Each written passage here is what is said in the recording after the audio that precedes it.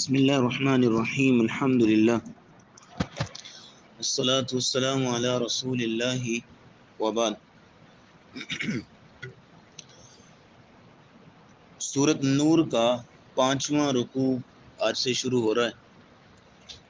آیت نمبر 35 سے لے کے 40 تک 6 آیتوں پہ مشتمل یہ پورا ایک مضمون ہے۔ اس رکوع کو آپ یوں سمجھ لیجئے کہ نور کا رکوع کہا جاتا ہے۔ خاص کر اس میں جو آیت نمبر 35 ہے اس کو آیت نور کے نام سے یاد کیا جاتا ہے، اور اسی آیت کی وجہ سے ہی اس سورت کا نام سورۃ نور ہے۔ اب آپ دیکھیے کہ اللہ رب العزت نے پہلے 4 رکوعوں کے اندر جو احکامات دیے اور جو اصول اور قوانین بیان فرمائے، ان کے فوراً بعد متصلاً یہ چیپٹر، یہ مضمون نور والا بیان کیا جا رہا ہے، یہ بتانے کے لیے کہ اگر ان احکامات پہ عمل کرو گے تبھی نور پیدا ہوگا۔ خاص طور پہ جو نظروں کی حفاظت کا جو قانون اللہ نے دیا ہے، تو آنکھوں کا نور تبھی ہی برقرار رہے گا جب اللہ کے بنائے ہوئے قانون کے مطابق چلا جائے گا۔ اور دوسرا مقصد یہ ہے اس مضمون کا یہاں پہ کہ اللہ رب العزت نے جو اصل اندر کی بات ہے نا، وہ اب لوگوں کے سامنے بیان کرنے لگے ہیں کہ میرے 4 رکوعوں کے اندر بتائے ہوئے احکامات پہ کون لوگ عمل کریں گے اور کیوں کریں گے، اور کون لوگ عمل نہیں کریں گے تو کیوں نہیں کریں گے۔ یہ جو آپ سمجھ لیجئے کہ اندر کی بات ہے، اصل جو فلسفہ ہے، عمل کرنے میں نکھار کیوں پیدا ہوتا ہے اور عمل میں غفلت اور سستی کیوں پیدا ہوتی ہے، وہ اب آئے گی اس رکوع کے اندر۔ تو بنیادی طور پہ گمراہی اور ہدایت، نور اور ظلمات، ان کے درمیان موازنہ اور فرق کرنے کے لیے اللہ رب العزت نے اس رکوع میں 3 کرداروں کا ذکر کیا ہے بنیادی طور پر۔ مثال کے طور پہ جیسے سورہ بقرہ کے شروع میں آپ لوگ جانتے ہیں کہ جو پہلے 2 رکوع ہیں ان میں اللہ رب العزت نے دعوت حق کے رد عمل کے طور پہ 3 گروہوں کا ذکر کیا تھا۔ ایک وہ گروہ ہے کہ جب دعوت حق ان کو پتہ چلتی ہے تو فوراً جو ہے وہ دل و جان سے تسلیم کرتے ہیں، اپنا تن من دھن قربان کرنے کے لیے تیار ہو جاتے ہیں۔ ان کا ذکر اللہ نے کیا تھا پہلی 5 آیتوں میں، ھدی للمتقین الذین یؤمنون بالغیب سے لے کر اولئک علی ھدی من ربہم واولئک هم المفلحون۔ یہ وہ ایک گروہ ہے۔ دوسرا گروہ جو ان سے بالکل ہٹ کے ہے اور دوسری ایکسٹریم پہ کھڑا ہے، اور انہوں نے بالکل سرے سے انکار کر دیا کہ ہم کسی صورت بھی تسلیم نہیں کریں گے اس دعوت کو۔ ان کا ذکر 2 آیتوں میں کیا تھا، آیت نمبر 6 اور 7 میں، ان الذین کفروا سواء علیہم۔ پھر ایک تیسرا گروہ ہے جو ان دونوں کے بیچ میں کھڑا ہے، نہ آدھا اس طرف ہے اور آدھا اس طرف ہے، دل سے جو ہے وہ مومن، دل سے جو ہے کافر ہیں، اور زبان سے بھی جو کلمہ پڑھتے ہیں یعنی منافق۔ ان کا ذکر اللہ رب العزت نے کیا 13 آیتوں کے اندر، آیت نمبر 8 سے لے کے 20 تک۔ تو جیسے وہاں پہ 3 گروہوں کا ذکر تھا دعوت حق کے رد عمل کے طور پہ، اب یہاں پہ ہدایت اور گمراہی کا موازنہ کرنے کے لیے اللہ رب العزت نے یہاں 3 کرداروں کا ذکر کیا۔ ان کا خلاصہ سن لیجئے۔ ایک وہ گروہ ہے، پہلے نمبر پہ ان کا ذکر آئے گا کہ جن لوگوں کے پاس فطرت سلیمہ موجود ہے، جیسے وہ فطرت جو آپ کو پتہ ہے نا کہ کل مولود یولد علی الفطرہ، ہر بچہ فطرت اسلام پہ پیدا ہوتا ہے، یعنی ایسے لوگ جن کے پاس فطرت سلیمہ کا نور ہے، حق کی تلاش کا جذبہ ہے، حق کی معرفت کا نور ان کے پاس ہے۔ پھر جیسے اللہ کی طرف سے نور وحی قرآن ٹچ ہوتا ہے نا اس فطرت سلیمہ کے ساتھ، اس نور فطرت کے ساتھ ملتا ہے، تو پھر نور علی نور، نور پر نور کی کیفیت ہوتی ہے، اور پھر یہ ہے کہ اس کو تسلیم کرتے ہیں تو دونوں نور مل کے ایمان حقیقی کا نور جگمگا اٹھتا ہے۔ یہ پہلے وہ لوگ ہیں، ان کا ذکر آئے گا آیت نمبر 35 میں۔ پھر دوسرے نمبر پہ وہ گروہ ہے کہ جو بالکل الٹ کھڑے ہیں، یعنی جن کا فطرت سلیمہ کا جو نور ہے بالکل بجھ چکا ہے، حق کی تلاش کا جو نور ہے بالکل ختم ہو چکا ہے، جن کے اندر اللہ کی معرفت کا نور ہے ہی نہیں سرے سے۔ تو پھر یہ ہے کہ وہ اندھیرے پر اندھیرے میں پڑے ہوئے ہیں، نفسانی خواہشات کے اندھیرے ہیں، گمراہیوں کے اندھیرے ہیں، اور جناب اعمال سیئہ کے اندھیرے ہیں اور دیگر کئی اندھیروں کے اندر پڑے ہیں، تو اللہ نے کہا ظلمات بعضها فوق بعض، یہ اندھیروں پر پڑے ہوئے ہیں، کبھی بھی ہدایت نہیں حاصل کر سکتے۔ ایک تیسرا گروہ جو ان دونوں کے بیچ میں ہے، اور وہ گروہ کون سا ہے کہ جن کے پاس ایمان حقیقی کا نور تو نہیں ہے، نہ ہی فطرت سلیمہ کا اتنا خاص نور ہے، لیکن یہ ہے کہ معاشرے کے لیے کچھ نہ کچھ وہ فائدے کے کام کرتے رہتے ہیں، اور وہ یہ سمجھتے ہیں کہ ہم بڑے نیکی کے کام کر رہے ہیں، تو چونکہ ان کے پاس ایمان نہیں ہے اس لیے ان کے اعمال اللہ کے ہاں آخرت میں کوئی قابل قبول نہیں ہوں گے۔ تو یہ معاشرے کے 3 کرداروں کا ذکر اللہ رب العزت نے یہاں پہ کیا ان 6 آیتوں کے اندر۔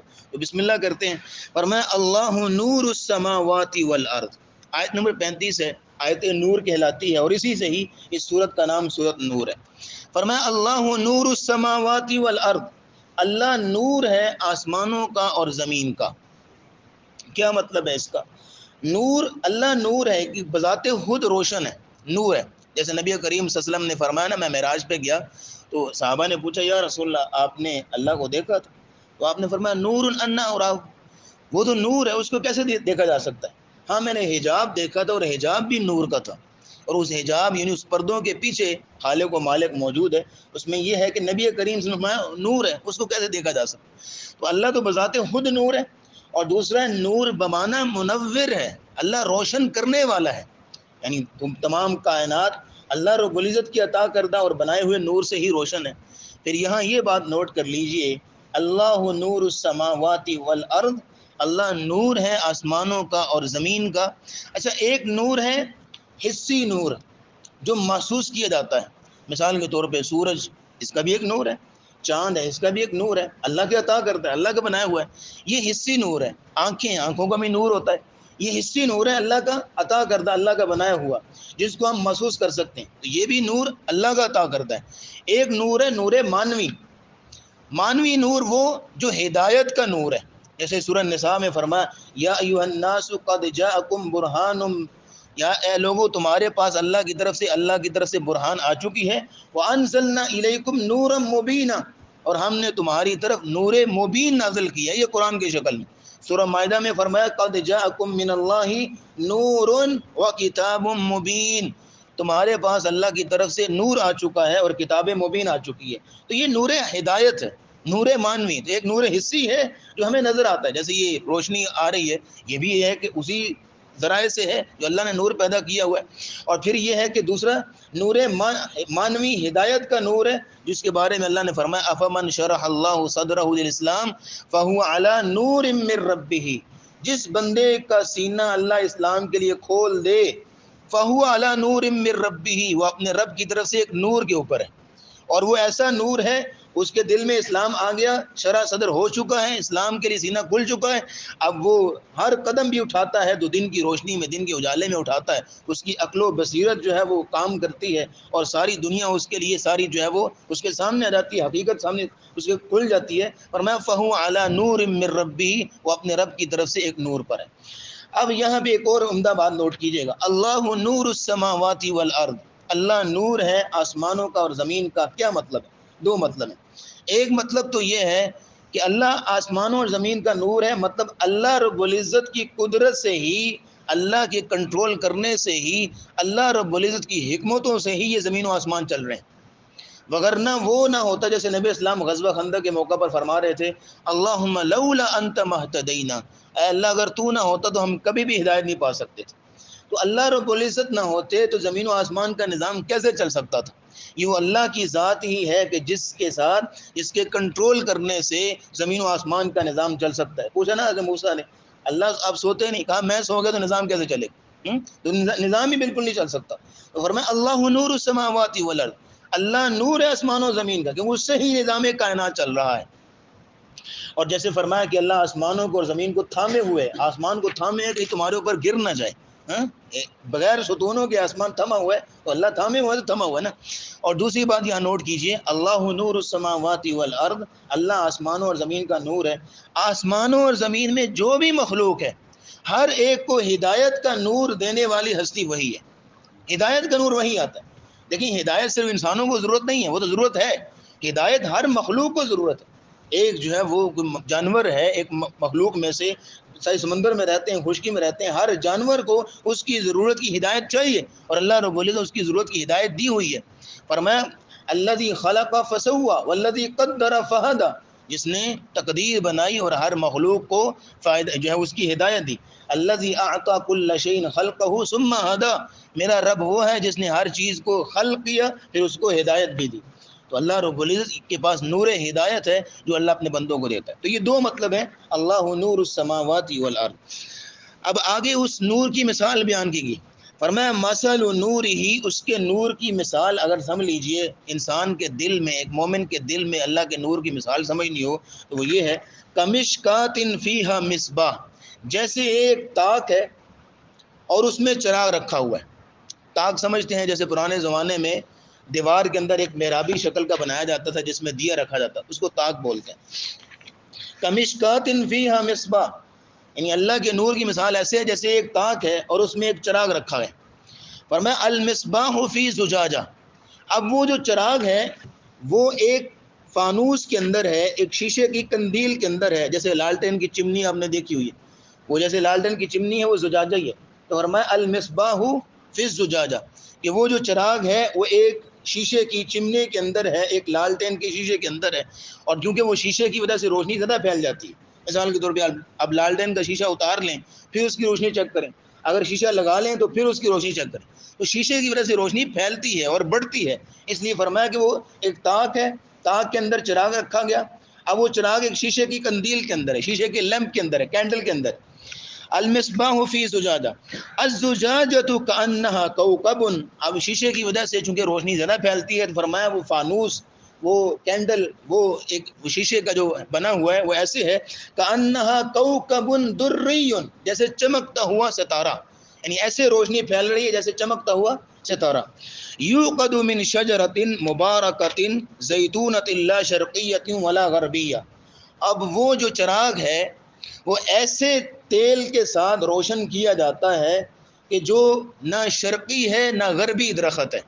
مثال کے طور پر دیکھیے گا، کچھ درخت ہوتے ہیں جو شرقی ہوتے ہیں اور کچھ درخت ہوتے ہیں جو غربی ہوتے ہیں۔ مثال کے طور پہ جن درختوں کے اوپر روشنی پڑتی ہے مشرق کی، یعنی مغرب کی جانب سے وہ کسی اوٹ میں ہے، سورج جب مغرب کی طرف جاتا ہے تو تب ان پر وہ روشنی نہیں پڑ رہی ہوتی کیونکہ وہ اوٹ کے اندر ہے، ان کو صرف روشنی ملتی ہے مشرق کی جانب کے سورج کی، تو وہ درخت شرقی ہوتے ہیں۔ اور جو درخت ایسے ہیں جن کو مغرب کی روشنی ملتی ہے، یعنی مغرب کی جب سورج آتا ہے پھر روشنی ملتی ہے، اور مشرق کی جانب سے وہ اوٹ پہ ہیں ان کو وہاں سے روشنی نہیں ملتی، تو وہ درخت کہلاتے ہیں غربی درخت۔ لیکن یہ جو درخت ہے بالکل کھلے میدان میں ہے، زیتون کا درخت، فرمایا کہ لا شرقیۃ ولا غربیہ، نہ شرقی ہے نہ غربی ہے بلکہ سارا دن روشنی پڑتی رہتی۔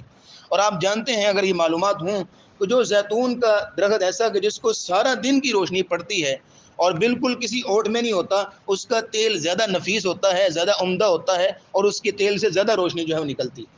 یہ ایک جو ہے وہ ایک معلوماتی بات۔ فرمایا یکاد زیتها یضیء ولو لم تمسسه نار، اور اس تیل میں اتنی چمک ہے اور اتنی اس کی اپنی، آپ یوں سمجھ لیجئے کہ انرجی ہے کہ یکاد زیتها یضیء ولو لم تمسسه نار، کہ قریب ہے کہ خود ہی جل اٹھے، اس سے پہلے کہ آپ اس کو کوئی دیا سلائی کوئی ماچس وغیرہ لگائیں، خود ہی ولو لم تمسسه نار، چاہے اس کو آگ نہ ہی چھوئے تو جیسے بالکل تیار تھا جلنے کے لیے، جیسے پیٹرول ہے، آپ پیٹرول کو آگ نہ بھی لگائیں تو اگر آپ تھوڑی سی اس کو دور سے دکھائیں نا تو یوں سمجھ لیتے جیسے پہلے وہ تیار بیٹھا تھا کہ میں نے جلنا ہے فوراً، بالکل وہ اسی طرح۔ فرمایا یکاد زیتها، اتنا وہ انرجی والا تیل ہے کہ وہ قریب ہے خود ہی جل اٹھے، ولو لم تمسسه نار، چاہے اس کو آگ نہ بھی چھوئے۔ فرمایا نور علی نور، نور پر نور۔ ابھی یہ مثال آپ کے سامنے پوری سٹوری بیان ہو رہی ہے، مثال ہے کیا؟ اب اس مثال کی جب تعویل آئے گی، اس مثال کا مقصد کیا ہے اور یہ اس میں تاک کیا ہے، چراغ کیا ہے، پھر جو فانوس ہے وہ کیا چیز ہے، اس کی بھی حقیقت ہے انشاءاللہ آپ کے سامنے رکھیں گے۔ فرمایا نور علی نور، یہ نور پر نور ہے، یہد اللہ لنورہ من یشاء، اللہ رب العزت ہدایت دیتا ہے اپنے نور کی جس کو چاہتا ہے، وَيَضْرِبُ اللَّهُ الْأَمْثَالَ لِلنَّاسِ، اللہ لوگوں کے لیے مثالیں بیان کرتا ہے، وَاللَّهُ بِكُلِّ شَيْءٍ عَلِيمٌ، اور اللہ ہر چیز پر قادر ہے۔ اب صرف 1-1.5 منٹ کے اندر اس کی تھوڑی سی حقیقت پھر انشاءاللہ جو ان ڈیٹیل بات ہے وہ کل ہو جائے گی، ٹائم ہو چکا ہے۔ اس میں اللہ رب العزت نے ایک مومن کے دل کی مثال بیان کی ہے۔ اس میں مومن کا دل کیسے ہے؟ فرمایا کہ تاک ہے، جیسے مومن کا جو ایک سینہ ہے، دھڑ ہے، ڈایافرام ہے، اور ڈایافرام کا جو پینڈا ہے اس میں ہم یوں سمجھ لیجیے جیسے ایک دل ایک تاک کی شکل بنی ہوئی ہے کہ جیسے نیچے سے جو ہے وہ بالکل کلوز ہے اور اوپر سے کھلا ہوا ہے، اس کو آپ تاک کی شکل دے دیجیے۔ مومن کا جو سینہ ہے یہ تاک ہے، اور اس میں اندر جو چراغ رکھا گیا مومن کا دل ہے، یہ چراغ کی مانند ہے۔ اور پھر یہ دیکھیے کہ فرمایا اس دل کے ارد گرد جو ہے وہ جو فانوس ہے شیشے کا، وہ اللہ رب العزت نے ایک حصار بنایا ہوا ہے، اللہ رب العزت، تاکہ اس کی جو فطرت سلیم ہے وہ برقرار رہے۔ لیکن جب معاشرے کی دھول مٹی پڑتی ہے اور گرد و غبار اور معاشرے کی جو رنگینیاں ہیں اور گناہ کے جذبات ہیں، یہ سارے اس بعض اوقات جو ہے وہ اس شیشے کے فانوس کو بھی گدلا کر دیتے ہیں، اور بعض اوقات جو دلوں پہ زنگ لگ لگ کے گناہ کر کر کے وہ فانوس ٹوٹ جاتا ہے اور پھر گمراہی دل میں جا کے لگتی ہے۔ وگرنہ اللہ نے وہ فانوس شیشے کا بنایا ہوا ہے تاکہ جو ملاکوتی ہے، یہ جو دیگر جو فتنے ہیں وہ وہاں دل تک نہ پہنچ سکیں، اثر نہ پہنچے، جو شیطان ڈنگ مارتا ہے اس کا زہر دل تک نہ پہنچے۔ لیکن جب انسان بہت زیادہ گناہ کرنے لگ جاتا ہے تو وہ شیشے کا فانوس ٹوٹ جاتا ہے، وہ آپ کی جو اوپر بنی ہوئی ہے، جس کو کیا کہتے ہیں، جس کی سورج کی شعائیں پہنچتی ہیں، تو میں بھی نام ذہن سے نکل گیا، وہ بھی وہ کہتے ہیں اوزون لیئر، وہ بھی جو ہے وہ آپ آج کل ڈیمیج ہو رہی ہے۔ تو شیشے کا فانوس کیوں نہیں ڈیمیج ہو گیا؟ گناہوں کی وجہ سے۔ تو بہرحال بات یہ ہے کہ وہ ایک تاک ہے، انسان کا سینہ، اس میں جو چراغ ہے وہ دل ہے، اور اس کے ارد گرد جو اللہ رب العزت نے ایک حصار بنایا ہوا تاکہ گناہوں کے جذبات جو ہے وہ بہت کم، فتنے جو ہے بہت کم دل میں جائیں، لیکن گناہوں کے زنگ کی وجہ سے وہ ٹوٹ جاتا ہے۔ پھر اس کے فرم المصباح فی زجاجہ، الزجاجہ کانہا کوکب دری، اور وہ اللہ نے اس کے اندر ایسی فطرت سلیمہ کا نور بھرا ہوا ہے کہ وہ خود بخود چمک رہا ہے، وہ اس کی ہدایت کا نور، صبغت اللہ کا جو رنگ ہے وہ بندے کی باڈی لینگویج سے نظر آتا ہے کہ واقعی مومن بندہ ہے۔ یوقد من شجرۃ مبارکۃ زیتونۃ لا شرقیۃ ولا غربیہ، اب اس فطرت سلیمہ کے اندر اتنا نور ہے کہ خود بخود حق کی راہ پہ چلنے کے لیے آمادہ ہے۔ اگر اللہ کی طرف سے نور وحی نہ بھی آئے نا، تو فطرت سلیمہ کا نور ایسا ہے کہ وہ خود بخود چلنے کے لیے تیار ہے، حق کو تلاش کرنے کے لیے، حق پہ چلنے کے لیے تیار ہے۔ لیکن جب فطرت سلیمہ کا نور، جب اللہ کی طرف سے نور وحی ملتا ہے اور فطرت سلیمہ کا نور ملتا ہے، دونوں مل کے، تو فرمایا نور علی نور، یہ دو نور مل گئے تو نور پر نور ہو گیا۔ تو یہد اللہ لنورہ من یشاء، اللہ اپنے نور کی ہدایت دیتا ہے جس کو چاہتا ہے۔ یضرب اللہ الامثال، اللہ مثالیں بھی بیان کرتا ہے۔ انشاءاللہ اس پہ مزید جو ہے وہ گفتگو کل کے درس میں ہوگی۔ وآخر دعوانا الحمدللہ رب العالمین۔